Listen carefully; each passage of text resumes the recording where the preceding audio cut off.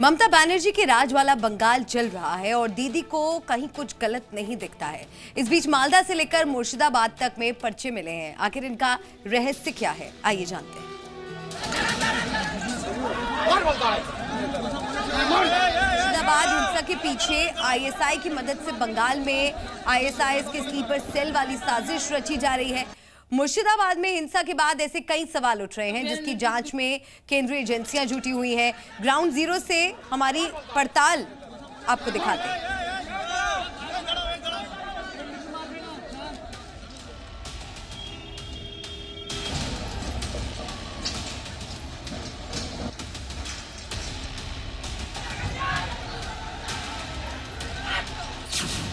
बंगाल हिंसा की खुली पोल।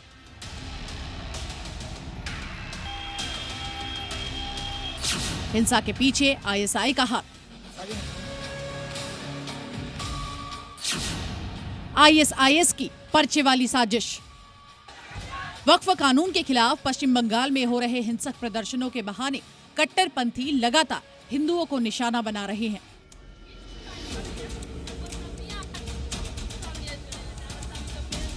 वहां पर हालात ठीक बांग्लादेश जैसे होते जा रहे हैं, जैसे बांग्लादेश में कट्टरपंथी हिंदुओं को चुन चुनकर निशाना बना रहे हैं। हिंसा हीट ऑफ द मोमेंट है या फिर प्लानिंग के साथ की गई, इस पर जी न्यूज बहुत बड़ा खुलासा करने जा रहा है।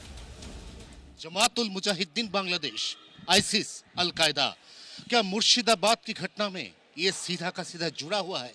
सवाल सबसे बड़ा ये है कि मुर्शिदाबाद में जिस तरीके से पूरा का पूरा साजिश रचा गया, उसमें सीधी तौर पर ताबड़तोड़ इन लोगों की जो कोशिश है उसकी साफ छवि दिख रही है। हालांकि इंटेलिजेंस अभी तक इस बात की पुष्टि नहीं कर पाई है, लेकिन पैटर्न देख के ऐसा लगता है कि मुर्शिदाबाद की घटना में कहीं ना कहीं अंतर्राष्ट्रीय जो आतंकवादी संगठन है उसकी साजिश यहाँ पे रची हुई है। बंगाल हिंसा के पीछे तीन दुश्मन, जेएमबी, आईएसआईएस, अल-कायदा। दरअसल खुफिया एजेंसी को मालदा, मुर्शिदाबाद और साउथ दिनाजपुर में हाल ही में कुछ उर्दू में लिखे पर्चे मिले, जिनमें इस्लामी खिलाफत और इस्लामिक स्टेट ऑफ बंगाल का जिक्र है। सूत्र के अनुसार ये पर्चे लोगों में आतंकवाद का भावना पैदा करने के लिए, उनको उकसाने के लिए इस तरह से बांटा गया है। अब इसकी पुष्टि प्रशासनिक तौर पे नहीं हो पाई है, लेकिन इंटेलिजेंस का कुछ सोर्स का ऐसा मानना है कि ऐसा घटना असंभव नहीं है, क्योंकि जिस तरह से ये पूरा का पूरा साजिश रचा गया, जिस तरह से लोगों को भड़काया गया, उकसाया गया, उसमें ये साफ तौर से जाहिर है कि कहीं ना कहीं बाहरी शक्ति, कहीं ना कहीं आतंक की शक्ति इसमें शामिल हो सकता है। वक्फ कानून के विरोध की आड़ में मुस्लिम आतंकियों के साजिश के तहत मुर्शिदाबाद को अशांत किया गया।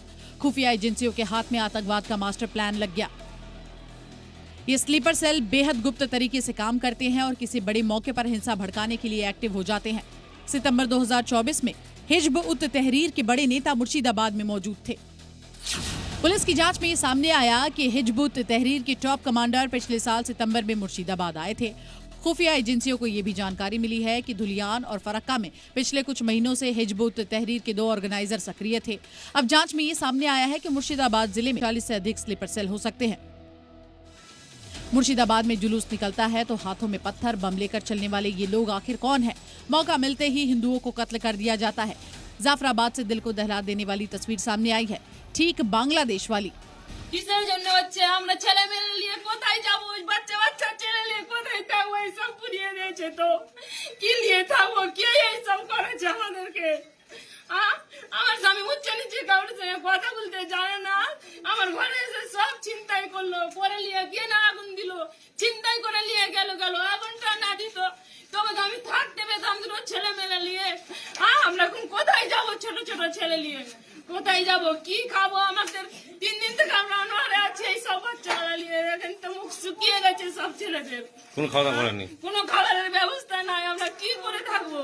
शमशेरगंज का जाफराबाद, इसी जाफराबाद में एक ही घर में बाप और बेटे का कत्ल हो चुका है। उसी घर पे हम लोग पहुंच चुके हैं। आप देख सकते हैं किस तरह से यहाँ पे हमला हुआ है।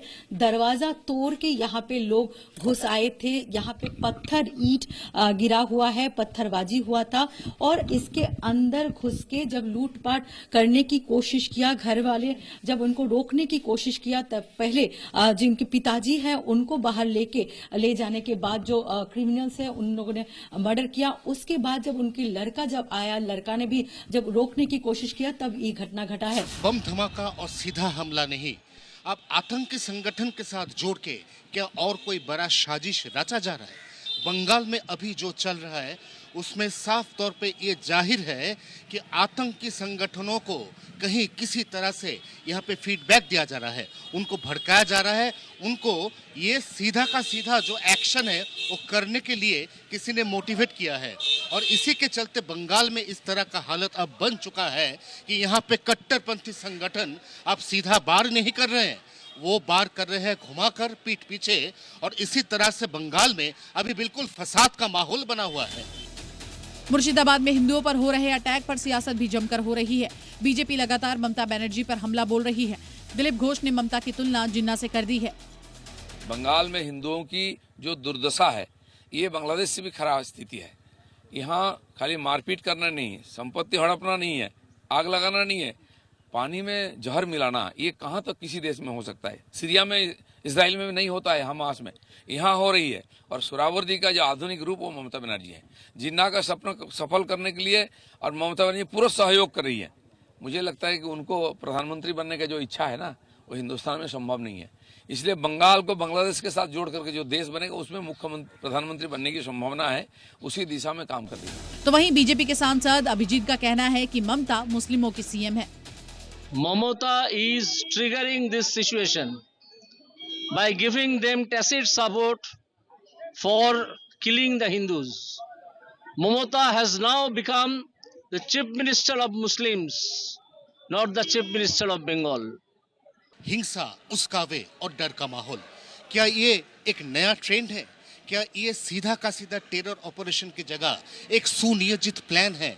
क्या चल रहा है इस वक्त बंगाल में, वो सोचने के लिए मजबूर होता है जो बंगाल की सोची समझी पढ़ी लिखी लोग हैं। उनका ऐसा कहना है कि सुनियोजित इस साजिश में शायद कट्टरपंथी संगठन को जोड़ लिया गया है और उसी के दौरान, उसी के जरिए ये पूरा का पूरा जो ऑपरेशन है, ये पूरा का पूरा जो प्लान है, इसको साकार करने की कोशिश की जा रही है। कैमरामैन तरुण के साथ आयान, जी मीडिया, कोलकाता।